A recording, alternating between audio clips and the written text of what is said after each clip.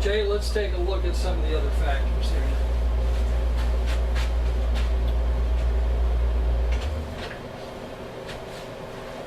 Okay, remember the starting blocks. Jay wasn't going to stay in his own lane earlier. And let's see where you are now.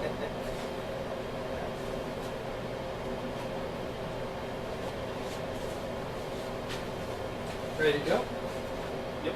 Okay, let's take a look at thumbs up, hand position. So the width of his feet, that bubble is absolutely centered right now. So his hands are perfectly level, same height.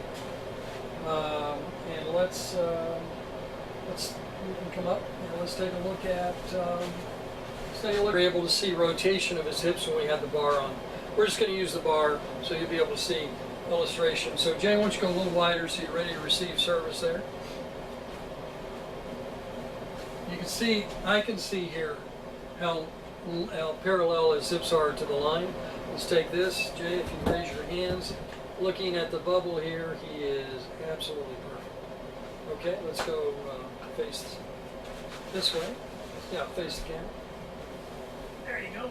Thank you. And remember, your stance width, it matters in terms of what region of the core you want to recruit, but when you're testing, we've covered the entire core. We've sampled the 9 regions of the core, so any stance width you go to now, whether it was marked on the earlier or not, on your printout, doesn't matter.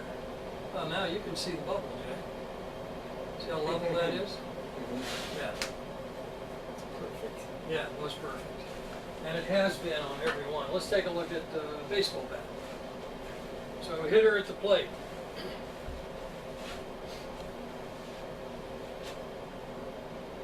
Okay, hips are square, and bubble is absolutely centered here. Okay, let's face the camera and do that.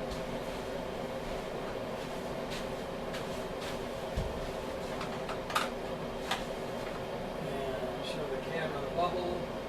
Again, absolutely square. Okay.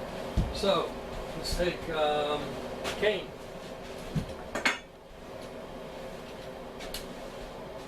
Now, one of the things I didn't say here with the tennis racket, important, let's go back to this for just a second. Go ahead and take that racket. You feel like you can move in any direction. Mm-hmm. So your freedom of motion, your ability to get to the ball is dramatically different. Before you were blocked, which way? I was blocked. Couldn't get to the left. Yeah, so the ball on your left side you would be struggling to get to. Okay, go ahead and go to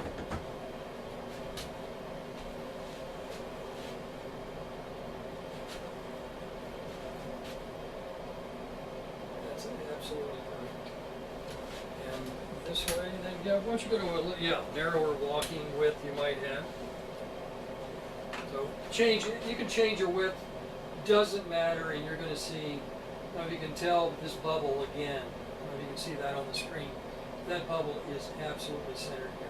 So his hands are going to be level, which basically means. Tell you what. Let's take a look at what that means once again. So Jay, if you would raise your hands.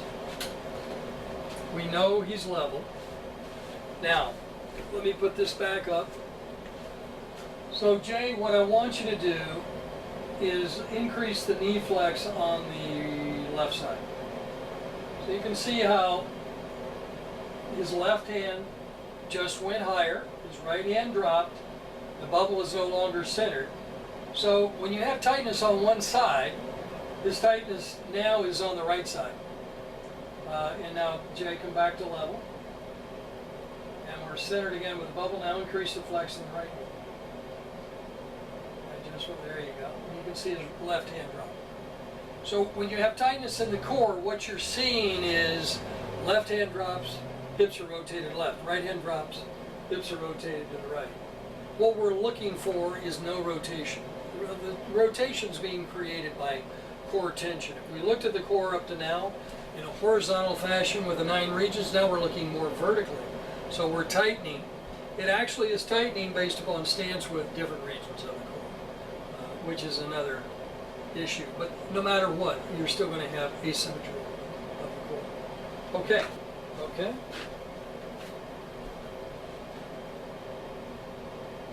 And absolutely centered, absolutely perfect. Let's try facing the camera now. Fielding position, wherever you want to go.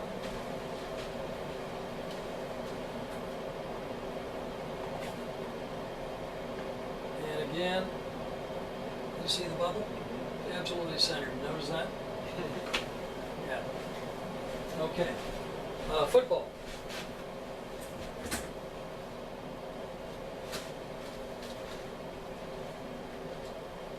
Now notice your ability now too, Jay. Go ahead to move laterally. Yeah. Easy to move. So out of the pocket, in the pocket, you're able to move in any direction. Getting out of the center. Exactly. That's huge. Yeah, well, yeah, getting out of the center, and you can imagine your receivers, your backfield, wherever, whether you're safety or running back. All of these factors are going to mean they're going to free you up. Move in any direction, and you're going to have maximum forward thrust, depending on the core region you're recruiting. Okay, let's take a look at basketball. Free throws. So find a good. Now, Jay, some players pull 1 foot back when you shoot free throws. Let's do that. So a little big. How's that feel? Pretty good. Okay, now let's raise your hands up from there. Even though Jay has 1 foot pulled back, how's that bubble look? Centered, isn't it? Yeah, and it will be. Let's go the other way. Pull 1 foot back here and get ready to shoot. So this is no different than the same thing we saw with a bicycle. And you will be level here. Let's flip it around and you can see it. See how square that is? Yeah. So your body, your core has absolutely total symmetry. No matter what activity you're engaged in. Jay, do you ever use the weight on the end of this bar? Forearm, wrist. Okay, go ahead and get set as though you're working with that in the gym. I'll take this. Now raise your hands.